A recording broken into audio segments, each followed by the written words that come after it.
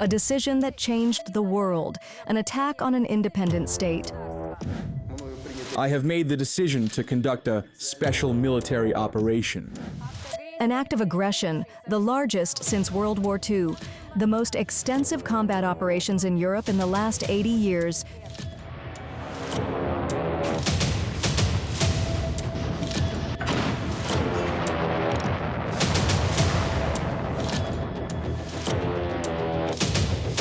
Murders of civilians, deportations, and terror.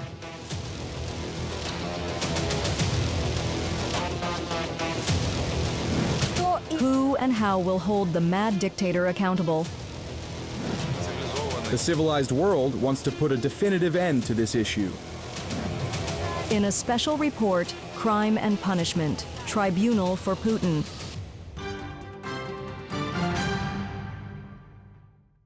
I have made the decision to conduct a special military operation.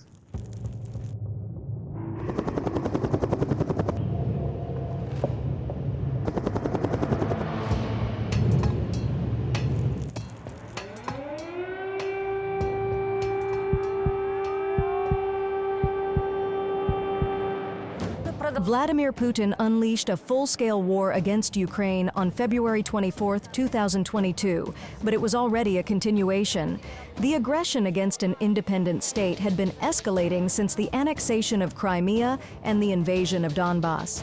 According to international humanitarian law, the actions of Vladimir Putin and his army in Ukraine are regarded as an act of aggression, followed by horrific war crimes and crimes against humanity. While the Ukrainian army defends the sovereignty and territorial integrity of its state on the battlefield, Ukrainian diplomats and lawyers, alongside partners from all civilized countries, are gathering evidence to bring the Russian dictator and the military political elite who executed his orders to the dock. Bucha, Irpin, Borodyanka, Mariupol, Kherson, Izum. The list of cities where Russian soldiers have set foot and the atrocities committed there could go on for a long time. Murders, rapes, torture, filtration camps, abductions, deportations, and the taking of civilians hostage, scorched earth, and daily missile terror. All of this at the behest of Vladimir Putin. The entire civilized world acknowledges the Russian dictator must be convicted as a war criminal, along with his military commanders. The Russian elite has shielded itself from extradition to the International Criminal Court, the primary organ of criminal justice. The ICC holds individuals accountable for war crimes, genocide, crimes against humanity, and the crime of aggression. For now, the Russian leadership is protected from justice by its non-participation in the Rome Statute, which has been ratified by 123 states. The crime of aggression could theoretically be prosecuted using the mechanisms of the International Criminal Court, meaning it could conduct an investigation as such. However, for this to be possible, both Russia and Ukraine would need to be signatories to the Rome Statute, and Russia has not signed it. Therefore, this mechanism is not feasible. The search for a mechanism to hold the dictator and his accomplices accountable for the crime of aggression, the root of the cascade of atrocities that followed, began immediately after the start of the full-scale invasion by Ukrainian authorities, law enforcement, diplomats, and lawyers. The most effective approach could be a tribunal established by the UN Security Council, following the precedent of the tribunal for Yugoslav President Slobodan Milosevic. An international court is needed to address the crime of aggression, but such courts do not exist. They must be specially created. In the classic scenario, a UN Security Council resolution is required. Since Russia holds a veto, this mechanism is unavailable. If we consider other options, such as through the General Assembly, there are still doubts at this stage of the UN body's development about whether the General Assembly's powers allow for the creation of such bodies and whether it can endow them with the same authority as the Security Council. Thus, this would not be a guaranteed method either. The investigation of Russia's crime of aggression in February 2022 was first proposed by British international lawyer Philippe Sands, with support from former UK Prime Minister Gordon Brown. To hold the leadership of the aggressor state accountable, they decided to establish a separate international tribunal. The tribunal that has no analogs. In other words, there have never been tribunals for aggression with predominantly international components and some national elements. In essence, we are designing this tribunal not entirely from scratch, but in many ways, under unique circumstances. Countries have agreed to create a statute for the new court in a way that as many countries as possible would adopt this decision. The court that we are primarily creating under the Council of Europe will also face the challenge of having its decisions recognized worldwide, especially in countries that maintain economic or political ties with Russia. This is why it is not simple.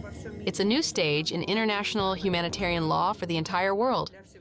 In 2023, the European Parliament and the Parliamentary Assembly of the Council of Europe supported the creation of an international tribunal through their resolutions. Eurojust began operating in The Hague, establishing the International Center for the Prosecution of the Crime of Aggression in Ukraine, where evidence is collected and stored. This is the initial step toward creating the Special Tribunal for Putin, as it is already unofficially called. The crime of aggression is a very serious charge that requires a significant amount of time for judicial consideration. And the fact of creation of a separate tribunal for this issue demonstrates that, after all, democratic countries and the civilized world want to put a definitive end to this matter, as evil must be punished in any case. At the end of March 2025, during a working meeting in Strasbourg, the Core Group, a coalition of over 40 partner countries of Ukraine, with the participation of the EU, Council of Europe, NATO Parliamentary Assembly, and OSCE, prepared draft documents to launch the future International Special Tribunal. These include a bilateral agreement between Ukraine and the Council of Europe, the statute, and the management procedure for the Special Tribunal. A treaty is signed with the Council of Europe. On the basis of this treaty, the court is established. Its recognition will depend on which countries actually acknowledge this tribunal through joining the treaty, and certain decisions that demonstrate mutual assistance, such as providing infrastructure for proceedings, investigations, or information exchange. Now it really comes down to political will to sign this treaty. Then there will be an expanded treaty that any country in the world can join.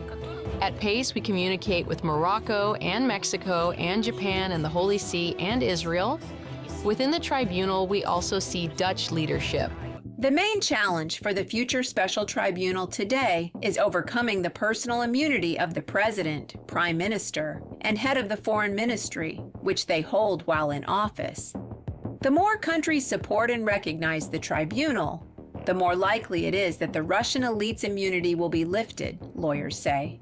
Active work is underway on this. The war and crimes continue, and while they have no statute of limitations, time works against international investigations. Putin is 70 years old, and the crime of aggression is, after all, a crime of top officials. Even Lavrov is of a considerable age. Waiting is not a great option for when this will happen, especially since none of them plan to leave power.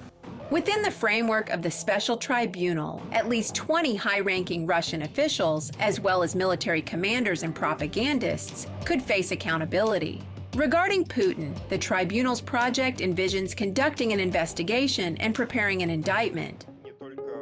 Not only the executors will be tried there, but also those who gave the orders and initially created and shaped this policy, both Putin and Lavrov. The question is when and under what conditions. But I have no doubt that this will happen, that it's not only to convict these individuals, but also to create a sense of justice. Arresting Putin while he remains in office is currently impossible. However, a tribunal for Russia's aggression against Ukraine could create an international precedent where the leader of an occupying state cannot hide behind immunity and avoid accountability. Historically, trials of the military political leadership of aggressor states have mostly begun after the weakening or collapse of their regimes. The International Military Tribunal in Nuremberg took place after the surrender of the Third Reich. Nuremberg is interesting to us also because it was a court created ad hoc without real prior experience. In essence, the Ukrainian tribunal is also an ad hoc tribunal, and it is a tribunal with no analogs. Back then, in 1945 to 1946, a trial took place, as a result of which 24 high-ranking military officials of Nazi Germany found themselves in the dock. There is a certain similarity with Nuremberg in some sense because Nuremberg was the only tribunal that addressed crimes against peace, as they were called then. This is the crime of aggression that the Tribunal for Aggression will address. Hitler was already dead by then, but during the trial he was identified as the chief ideologue and responsible for the crimes of the Nazi regime. The list was compiled in such a way that it included those who were accessible to Themis.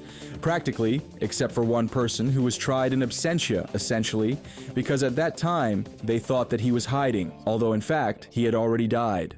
The first charges against Slobodan Milosevic were officially issued by the International Criminal Tribunal for the former Yugoslavia while he was still in office. Milosevic became the first sitting head of state to be tried for war crimes. He faced 66 counts, including genocide in Bosnia and Herzegovina, mass murders of men in Srebrenica, including elderly people and children, crimes against humanity, and violations of the laws and customs of war during conflicts in Croatia, Bosnia, and Kosovo.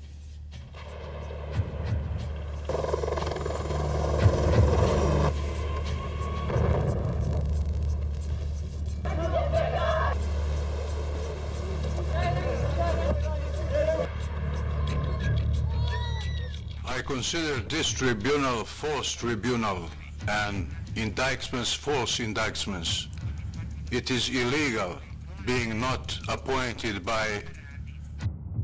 There's been no complaint made against us, ever, that we didn't hand Milosevic every material he was entitled to, or that we lied about the evidence, or that we misled with the evidence. We were also very careful, and this is something that it's quite hard for people who get too involved. Although the dictator did not live to see the verdict, he was found dead in his cell. The trial of Milosevic became an important precedent in international law. It showed that even the highest-ranking officials can be punished. Russia's aggression against Ukraine was formally acknowledged by Putin himself, as it was preceded by his televised address. The full-scale invasion essentially unfolded online.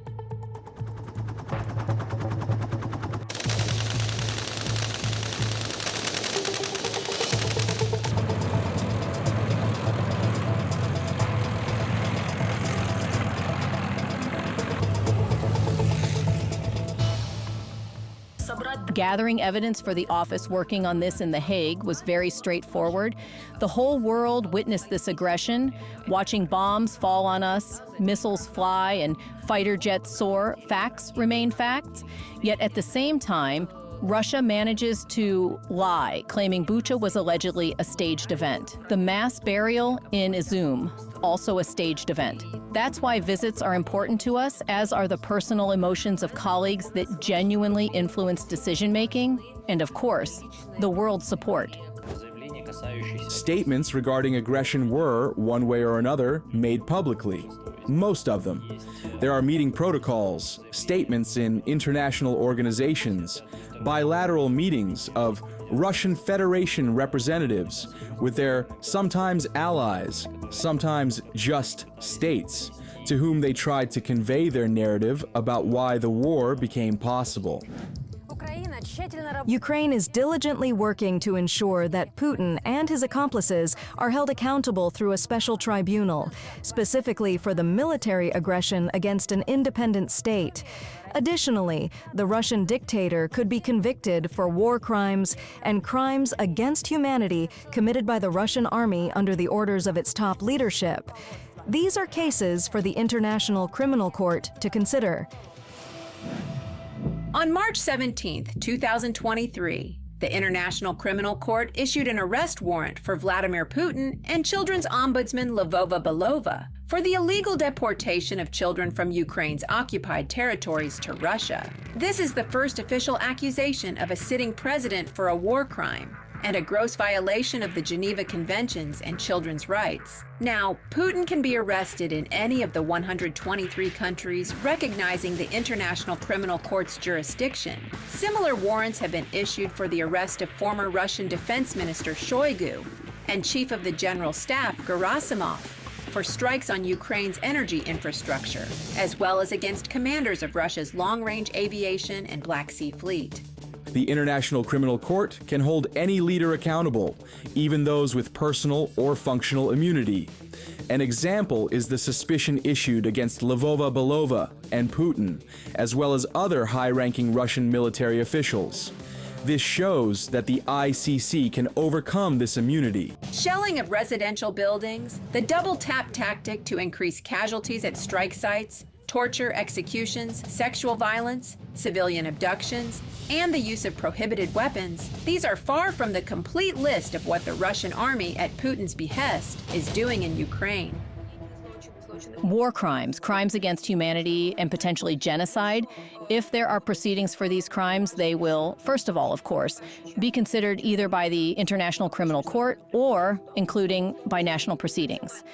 Currently, both Ukrainian and international human rights defenders are assisting investigations by collecting and systematizing evidence of crimes committed by the Russian army. Reports are sent to the UN, Council of Europe, OSCE, and EU. At least 8 lawsuits have been submitted to the ICC, describing mass murders in Bucha, illegal abductions, and torture of civilians.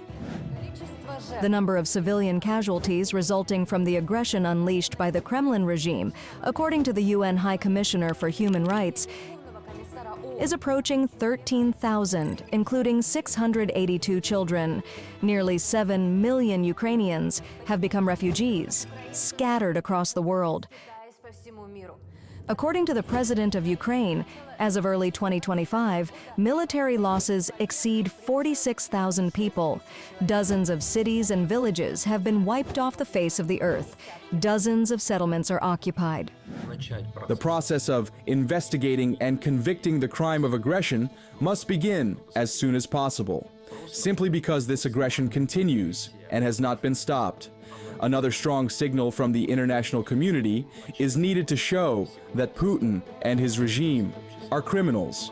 They are trying by all means to normalize themselves. They enter negotiations and, beyond ceasefire and peace establishment, impose numerous other conditions aimed at restoring their former status in the world.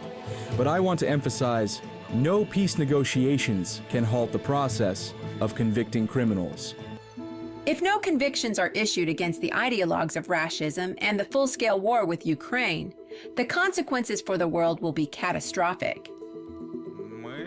We will then see that the rule of law has been entirely discarded into the dustbin of history, and we will only see the law of might, where large states can redraw the planet, reshape spheres of influence, and do whatever they please, including rewriting history, interpreting international law as they see fit, committing atrocities, and claiming the laurels of victors. This is about both the past and the future. The failure to hold accountable in the past led to these new crimes we are experiencing now, and it will inevitably lead to their repetition. This concerns not only Ukraine and not only Putin. If this individual is not held accountable for the crime of aggression and all the war crimes and crimes against humanity that followed, it will set a precedent for other leaders who will feel impunity in their actions. The Special Tribunal for Russia's aggression against Ukraine will happen. It will demonstrate that international law is not a fiction, but a real tool for achieving justice. The Russian military-political elite led by Putin will bear full responsibility, criminal, legal, and historical, for the bloody war unleashed in Ukraine. The price of an aging dictator's whims and those who executed his orders has been the lives and fates of millions of innocent people. Ukraine and the world united around it will not let the Kremlin regime's crimes go unpunished. Olga Mihaluk, Special Report.